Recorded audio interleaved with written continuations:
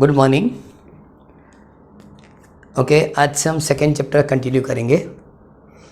First chapter के अंदर electric charge, electric field topic complete किया। सपोज इसके सभी पॉइंट्स फटाफट रिकैप कर ले तो सबसे पहले different type of electric charge, positive and negative. उसके बाद quantization of electric charge, law of conservation of electric charge. इसके बाद चार्ज इंडक्शन, बाद में कूलम्ब्स लॉ, दो इलेक्ट्रिक चार्ज के बीच में लगने वाली force due to Coulomb's law. Okay, and उसके बाद superposition theorem, number of electric charge से किसी एक चार्ज पे लगने वाली फोर्स। ओके, तो ये इलेक्ट्रिक चार्ज के टॉपिक थे। उसके बाद है इलेक्ट्रिक फील्ड, बाद में electric field due to point charge. Okay, electric field due to dipole, उसके लिए एक्सिस और इक्वेटर की फॉर्मूला क्लियर। बाद में डिस्ट्रीब्यूशन दिया था, linear charge distribution, surface charge distribution, volume charge distribution. Okay, behaviour of dipole in uniform electric field and non uniform electric field. उसके बाद electric flux, then electric field line. उसके बाद Gauss equation and application of Gauss equation. So first for infinite line wire. Okay, उसके बाद length breadth, infinite length breadth वाली sheet, then hollow sphere, then solid sphere. Clear. तो ये सभी questions हमने first chapter में कंप्लीट किए थे। ओके, आज सेकेंड चैप्टर कंप्लीट करना शुरू करेंगे, मतलब सेकेंड चैप्टर कंटिन्यू होगा। सेकेंड चैप्टर जो कंटिन्यू होगा वो सेकेंड चैप्टर के अंदर टाइटल दिया electrostatic potential and capacitance. Electrostatic potential and capacitance. अब इससे एक चीज़ पता चलती है कि हमने थोड़ा बहुत तो पहले भी कुछ ऐसे पढ़ा है, पोटेंशियल एनर्जी। क्लियर। लेकिन पोटेंशियल जो 11th में पढ़ी थी वो gravitational potential energy and elastic potential energy. As for example कि सपोज किसी रेफरेंस सरफेस से ऑब्जेक्ट की हाइट सपोज h, ओके, और mass m, so energy U is equal to mgh। Energy U is equal to mgh is called gravitational potential energy. क्यों? इस reference surface के लिए energy 0, तो इस हाइट के लिए क्या लिखेंगे हम? mgh। तो रेफरेंस सरफेस के लिए 0 and then for h height mgh। Okay, ये अर्थ सरफेस जो है इसको हम रेफरेंस सरफेस लेते हैं और अर्थ की मास होगी me। Okay, now the gravitational force on given object is g me m upon distance between them h, तो h स्क्वायर या r स्क्वायर जो भी लिखना लिख सकता है। ओके, तब बताया था कि किसी ऑब्जेक्ट को यहाँ से ऊपर तक ले जाना है तो इतना वर्क करेंगे। ओके, एक और इक्वेशन हमने 11th में पढ़ा था, ग्रेविटेशनल पोटेंशियल एनर्जी या change in gravitational potential energy, तो -mg y2 minus y1। Okay, इसको चेंज कर रहा हूँ, इस हाइट को मैं y2 बता रहा हूँ और इस हाइट के लिए क्या लिख रहा हूँ? y1। So object y1 height से कहाँ तक जाएगा? y2 हाइट पे जाएगा। So change in potential energy delta U is equal to -mg y2 minus y1। क्यों? फोर्स डाउनवर्ड डायरेक्शन में, ऑब्जेक्ट अपवर्ड जा रहा है। तो अब जो भी वर्क करेंगे ऑब्जेक्ट को y1 से y2 ले जाने के वक्त आप जो भी वर्क करेंगे उसी वर्क को आप चेंज इन पोटेंशियल एनर्जी बताते हैं। क्लियर। ओके, इसको हम क्या बताते हैं? Potential energy. तो जो भी वर्क हमने किया वो ऑब्जेक्ट में स्टोर हो गया और इसलिए इसको क्या बताया? Gravitational potential energy. ओके, और एक एग्जांपल कि हमारे पास स्प्रिंग है, इनिशियल कंडीशन में है, जब हमने वेट रखा तो लेंथ इंक्रीज होगी, तो जो भी वर्क होता है वो भी हमने 11th में पढ़ा था, W is equal to 1/2 kx square या ky स्क्वायर, जो भी लिखना लिख सकता है। तो लेंथ जो इंक्रीज हो मैंने x लिया, सो 1/2 kx स्क्वायर। तो इनिशियली एक्सटेंशन 0 था, वेट रखने के बाद एक्सटेंशन x जितना हुआ तो initially energy 0, after extension x energy 1/2 kx square. तो इसको क्या बताएंगे? चेंज इन इलास्टिक एनर्जी, इसका वर्क। इसका मतलब जो वर्क है वो इलास्टिक एनर्जी बराबर है। लेकिन इस सभी कंडीशन में आप चेक करो, अब ये डायग्राम इधर है तो work is equal to -mg y2 minus y1, मतलब this work depend only initial and final condition y1 and y2। Okay, does not depend on path. Suppose ये ऑब्जेक्ट स्ट्रेट लाइन में गया, इस तरह से गया, ऐसे गया, इधर से गया, इधर से गया, या इस तरह से ऊपर गया, लेकिन does not depend on path, only depend on initial and final position. Okay, और जब work depend on initial and final position, उस फील्ड को कंजर्वेटिव फील्ड बताया जाता है। ओके, तो gravitational field is a conservative field.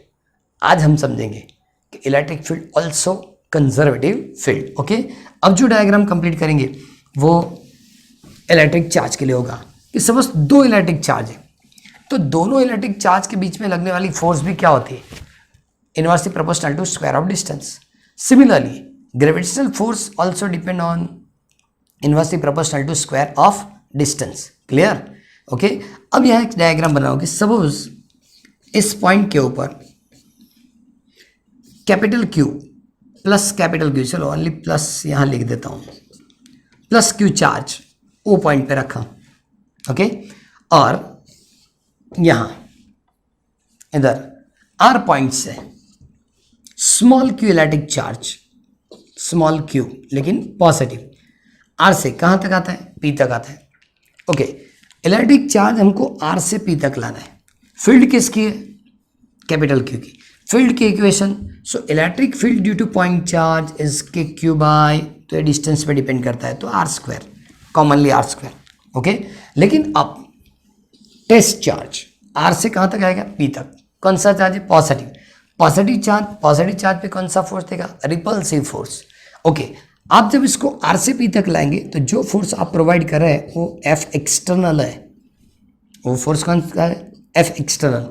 लेकिन इस इलेक्ट्रिक चार्ज से स्मॉल क्यू पे लगेगा वो इलेक्ट्रिक फोर्स है। ओके, ये दोनों फोर्स अपोजिट डायरेक्शन में होता है। क्लियर? आपको जब electric charge plus Q R से पी तक लाना है, आर से पी तक, तब वो एक्सेलरेट नहीं होना चाहिए। एक्सेलरेट नहीं होना है का मतलब कांस्टेंट वेलोसिटी से आप आर से पी तक आएंगे। इसका मतलब फोर्स नहीं लगेगा। कांस्टेंट वेलोसिटी मतलब acceleration zero, total force zero, and total force zero का मतलब ये हुआ कि एफ एक्सटर्नल की मैग्नीट्यूड और एफ ई की मैग्नीट्यूड इक्वल है, but F external is equal to minus F E, दोनों की डायरेक्शन अपोजिट रहेगी। ओके, तो हम plus Q electric charge R से कहां तक लाएंगे? पी तक। ओके, उसके लिए कितना वर्क करना पड़ेगा? तो लिख सकते हैं work W is equal to R to P F external into D r. Suppose small distance is a d r. Clear? So R to P F external into क्या लिखेंगे? D R. लेकिन suppose ये वाली F use करनी है तो so W R P, यहां भी लिख सकते हैं R P integration R to P minus F E into D R, minus F E into D R. Minus क्यों लिखेंगे? So F external is equal to minus F E होगा। F external is equal to minus F E. इसका मतलब electric charge R से P तक लाएंगे, जो भी वर्क होगा वो वर्क इस चार्ज के अंदर स्टोर हो जाएगा, और इसको हम इलास्टिक पोटेंशियल एनर्जी बताते हैं। क्लियर? तो उसको ही हम लिख सकते हैं U R P is equal to minus R to P F E into D R. लेकिन ये जो मैंने कैलकुलेशन की, okay, so F equal to क्या लिख सकते हैं? तो F is equal to,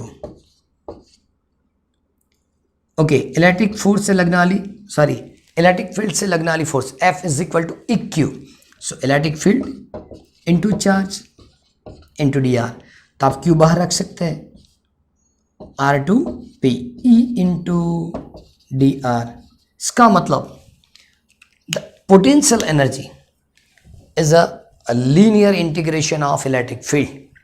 potential energy is a linear integration of electric field, okay, या line integration of electric field. क्यों ऐसा? तो वर्क की फॉर्मूला को ही हमने क्या बताया? Potential energy. लेकिन एक चीज़ और भी है कि हमने 11th के अंदर ग्रेविटेशनल पोटेंशियल एनर्जी की फॉर्मूला पढ़ी थी और ग्रेविटेशनल पोटेंशियल की भी डेफिनेशन पढ़ी थी। तो वहाँ डेफिनेशन क्या थी कि infinite distance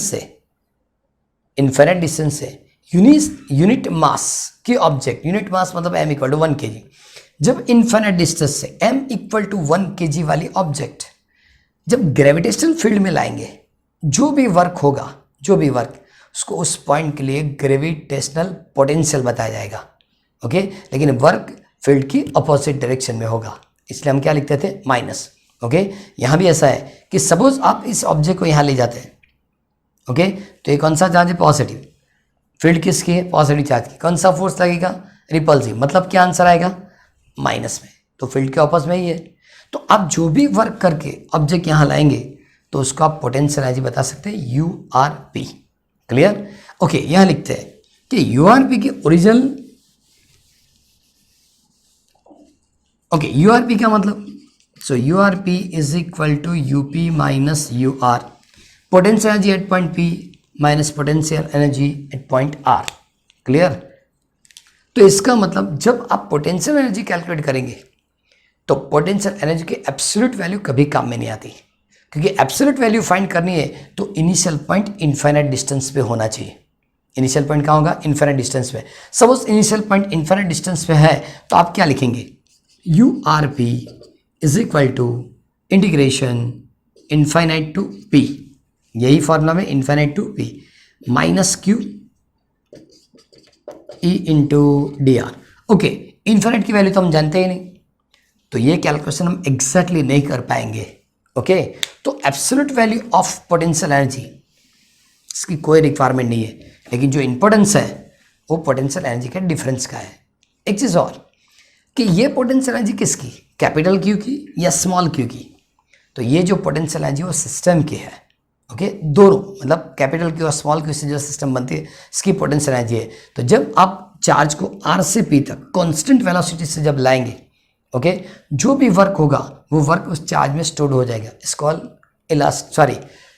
electric potential energy. जैसे स्प्रिंग है, स्प्रिंग के किसी एंड पे आपने वेट रखा, एक्सटेंशन हुआ, ओके, और जैसे आपने वेट वापस लिया, पहले तो क्या किया, स्प्रिंग के एंड पे वेट रखा मतलब एक्सटेंशन हुआ, जो एक्सटेंशन हो उसको हम वर्क बताते हैं और वो वर्क स्प्रिंग के अंदर स्टोर्ड हो जाता है, जिसको इलास्टिक पोटेंशियल एनर्जी बताया जाता है। और जैसे सपोज आपने वेट वापस लिया, स्प्रिंग ओरिजिनल कंडीशन में आ जाती है। सिमिलर मेथड कि सपोज आप ये चार्ज आर से पी तक ले आए, लेकिन जैसे आपने यहाँ से इसको फ्री किया, इसकी फील्ड से इसको फ्री किया, तो यहाँ से वहाँ तक जाएगा, तब बोलेंगे कि इसके पास एनर्जी कहाँ से आई, तो जो वर्क आपने किया था वो वर्क पोटेंशियल एनर्जी के तौर पे इसमें स्टोर्ड है। और जैसे आप इसको फ्री करेंगे तो यहाँ से वो पी से कहाँ तक जाएगा, आर के अंदर, मतलब काइनेटिक एनर्जी कितनी होगी, जितनी पोटेंशियल एनर्जी लॉस होगी। क्लियर? तो जो वर्क है वही वर्क पोटेंशियल एनर्जी है। इसका मतलब यहाँ भी work depend on initial and final condition, does not depend on path. इसका मतलब चार्ज पी से आर तक, चार्ज आर से पी तक लाने के लिए आप किसी भी पाथ का यूज करो, किसी भी डिफरेंट पाथ से आप इधर आ जाओ, सपोज इस तरह से आएंगे तो भी चलेगा, ओके, लेकिन वर्क ऑलवेज यही मिलेगा। क्यों? कि electric field is a conservative field, work does not depend on path but depend on initial and final position. Clear? तो ये क्वेश्चन, ये कंटेंट सबसे बड़ा था, ओके, कि gravitational field inversely proportional to square of distance, electric field में भी electric field की जो फोर्स है inversely proportional to square of distance. Okay, तो ये भी सिमिलरिटी है कि इलेक्ट्रिक फील्ड ग्रेविटेशनल फील्ड की तरफ वो भी कंजर्वेटिव फील्ड है। ओके, तो यहाँ तक पहले तो कंप्लीट होना चाहिए कि ग्रेविटेशनल फील्ड की तरह इलेक्ट्रिक फील्ड भी कंजर्वेटिव फील्ड है। ओके, तो अब तक जो डिस्कशन आई इसकी कंक्लूजन ऐसी थी कि delta U is equal to U P minus U R is equal to W R P, लेकिन इसके अंदर मेन चीज़ क्या समझना था कि भाई जो भी पोटेंशियल एनर्जी है या जो भी वर्क है does not depend on path, initial and final condition. Clear? एक चीज़ और भी है कि सपोज आपने यहाँ डेल्टा यू लिखा, यहाँ कुछ कांस्टेंट वैल्यू ऐड की और यहाँ भी कुछ कांस्टेंट वैल्यू आपने ऐड की, लेकिन फिर भी इस इक्वेशन में कुछ चेंज नहीं होगा। जो पोटेंशियल डिफरेंस, एनर्जी डिफरेंस है तो वही का वही होगा। ओके, और इलास्टिक पोटेंशियल एनर्जी या gravitational potential energy, okay, similarly electric potential energy की भी यूनिट क्या होगी, जूल, और dimension formula M1L2T minus 2। Okay, हमने दो चीज़ कंपेयर की, दो चीज़ की कंपेरिजन में एक चीज़ फिर से लिख रहा हूँ कि W is equal to U, मतलब एनर्जी दोनों क्या है, इक्वल। फार्मूला क्या थी, minus integration E into D R for Q is equal to 1 coulomb, but W is equal to U is equal to minus Q integration E into D R for Q is equal to क्या लिखेंगे, Q coulomb. Clear? तो इस type की comparison इसमें रहती है। Okay, अब elastic potential जैसे था, सॉरी जैसे ग्रेविटेशनल पोटेंशियल था, सिमिलरली इसी तरह से इलेक्ट्रिक पोटेंशियल समझेंगे। ओके, इलेक्ट्रिक पोटेंशियल में भी क्या है, 1 coulomb positive charge infinite distance से इलेक्ट्रिक फील्ड में लाने के लिए जो भी वर्क करेंगे, ओके, वो फील्ड के ऑपोजिट में होना चाहिए, और इसको क्या बताएंगे हम, इलेक्ट्रिक पोटेंशियल। इसको क्या लिख सकते हैं हम, इलेक्ट्रिक पोटेंशियल। तो यहाँ भी ऐसा ही है कि सपोज फिर से वो प्लस क्यू इलेक्ट्रिक चार्ज है। ओके, यहाँ हमने P पॉइंट लिया था, आगे R लिया था। ओके, R इक्वल टू मैंने इन्फिनिटी ले लिया, R इक्वल टू क्या लिखा, इन्फिनिटी। इसका मतलब कि R डिस्टेंस से, मतलब इनफिनिट डिस्टेंस से 1 coulomb positive charge, 1 coulomb positive कहाँ तक लाएंगे, P पॉइंट तक लाएंगे। ओके, और इसके लिए जो भी एनर्जी, तो क्या लिखेंगे, UP माइनस UR अपॉन, ये 1 कूलम है इसलिए, और सपोज आपने Q कूलम चार्ज लिया, Q coulomb, so divide by Q is called potential. लेकिन इस पोटेंशियल को क्या लिखना पड़ेगा, पोटेंशियल डिफरेंस, बिकॉज अब इनफाइनाइट डिस्टेंस से 1 कूलम पॉजिटिव चार्ज या Q coulomb positive charge R से P तक ले आए, तो energy of P point, energy of R point, so UP माइनस UR डिवाइड बाय Q, तो is called potential difference. Okay, potential difference मतलब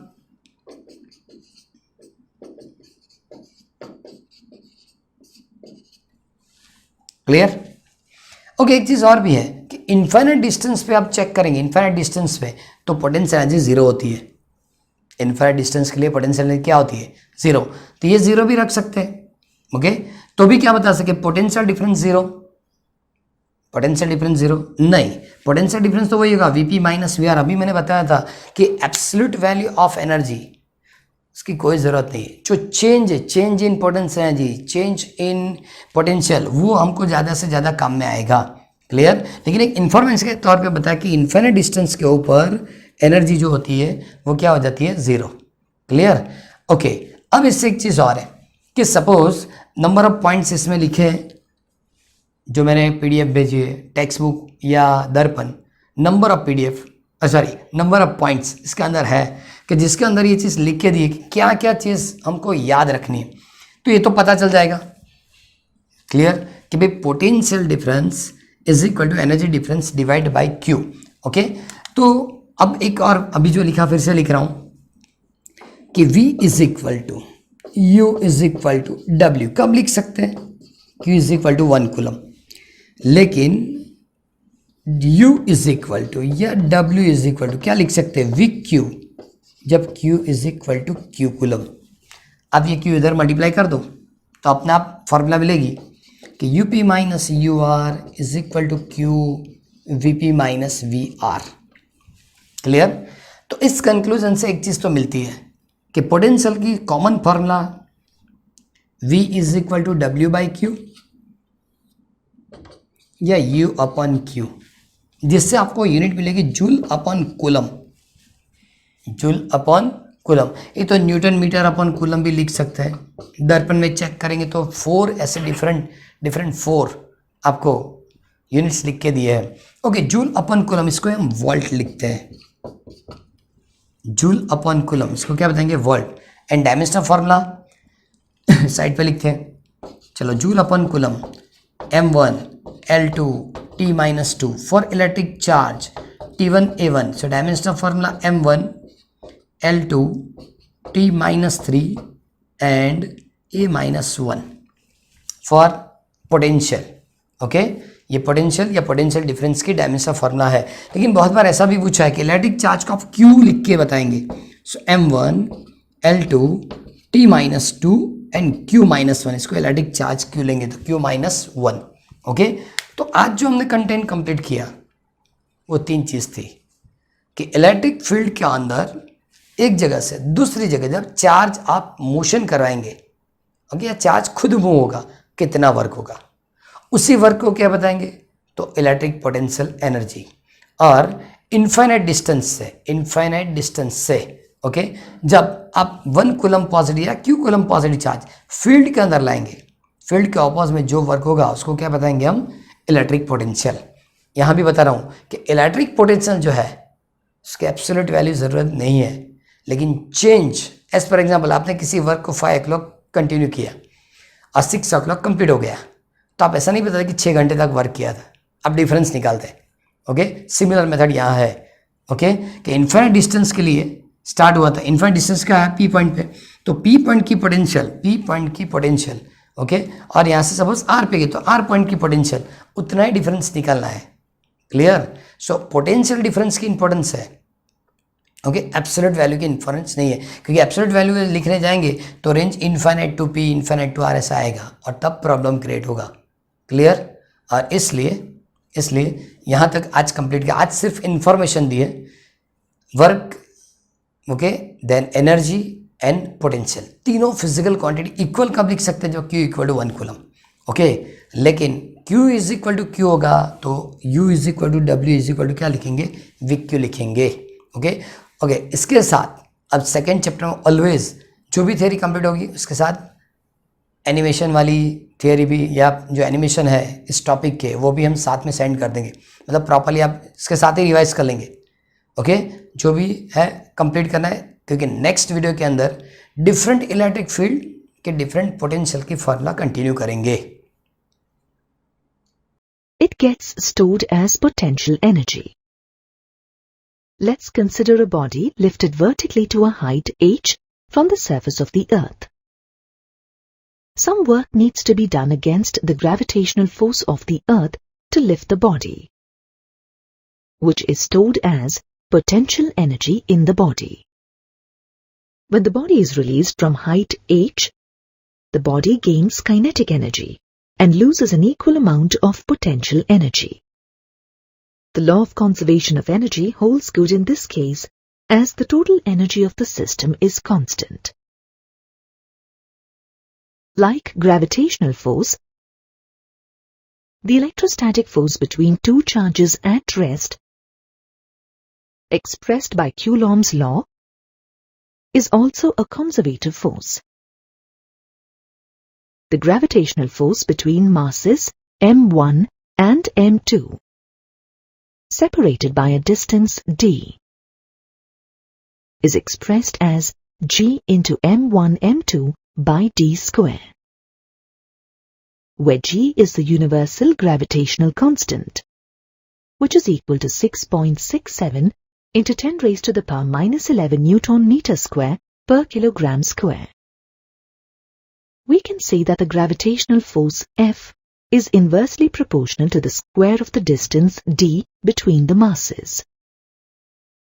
Similarly, the Coulomb or the electrostatic force F between charges Q1 and Q2, separated by a distance d, is expressed as K into Q1 Q2 by d square, where K is a constant which is equal to 1 by 4 pi epsilon naught. We can say that the electrostatic force F is inversely proportional to the square of the distance d between the charges. When a force acting between two bodies is inversely proportional to the square of the distance between them, that force is said to be obeying the inverse square law. We observe that both gravitational force and electrostatic force obey the inverse square law. We know that work done against gravitational force is stored as gravitational potential energy for the mass in the gravitational field. Similarly, work done against electrostatic force is stored as electrostatic potential energy in a charged particle in an electric field. Let us now discuss the electrostatic potential energy of a charged particle in an electric field. Consider the electric field of a positive charge Q placed at the origin O. Let Q0 be a positive test charge located at point S. To bring the charge Q0 from point S to a point P closer to charge Q, some work has to be done against the force due to the electrostatic field Fe. The external force F required to move Q0 should be just about sufficient to overcome the electrostatic repulsive force Fe on Q0. Therefore, we can say that the magnitude of the external force F is equal to the magnitude of Fe. Let this be equation 1. The external force F should not give the charge Q0 any acceleration. The net force on Q0 must be 0. The charge Q0 must be brought from point S to point P at a very low constant speed. The work done to move Q0 from point S to point P is denoted by WSP and is stored as electrostatic potential energy for charge Q0. If we remove the external force F, then the charge Q0 moves away from Q in the direction of the electric field and gains kinetic energy such that the gain in kinetic energy is equal to the loss in its electrostatic potential energy. The sum of the kinetic and electrostatic potential energies of charge Q0 is always a constant or conserved. We know that the work done by the external force F to move charge Q0 from point S to P is denoted by WSP. This is equal to the integral of external force F dot dr in the limits S to P, where dr is the distance between the 2 points. Let this be equation 2.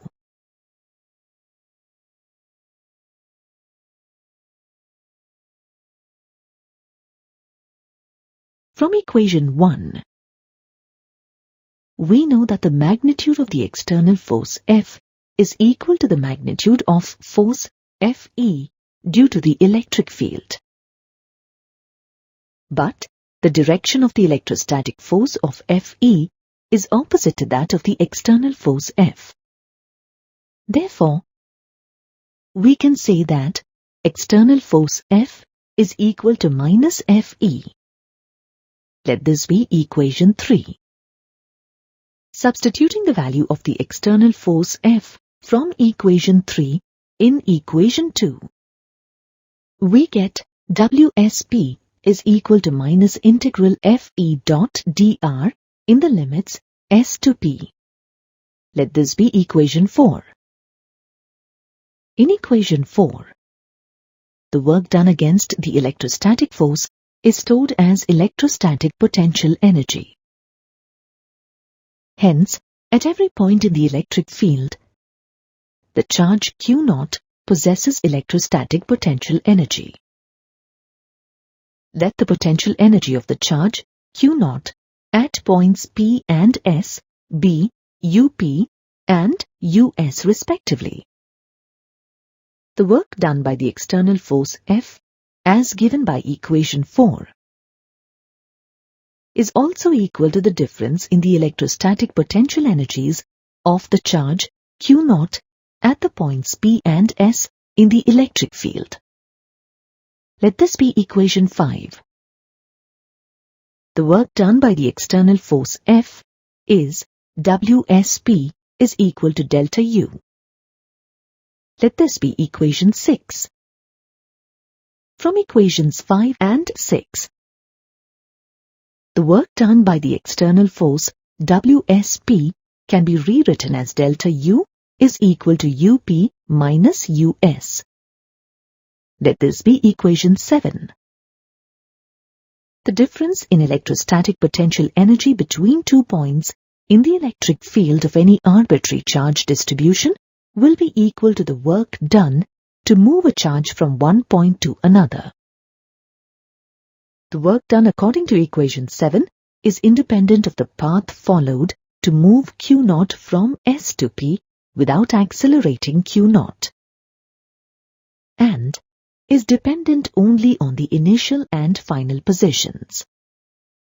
Hence, the electrostatic force Fe is a conservative force, and the work done against the electrostatic force Fe is independent of the path followed. Adding a constant C to the electrostatic potential energy at points S and P will not alter the values of the difference in electrostatic potential energy between the charges and the work done WSP. Hence, we can choose a convenient reference point where the value of the potential energy is 0. Let point S be at an infinite distance from the charge Q. The electrostatic potential energy of Q0 at point S is US equal to U infinity is 0. Therefore, the work done according to equation 7 can be rewritten as WSP is equal to UP minus U infinity, which can be written as WSP is equal to UP since electrostatic potential energy at infinity is equal to 0. That is, U infinity is equal to 0. Let this be equation 8. Based on equation 8, the electrostatic potential energy of a charge Q0 can be defined as the work done by an external force to bring a charge Q0 from infinity to a point in the electric field of any charge distribution is equal to the electrostatic potential energy of the charge Q0 at that point.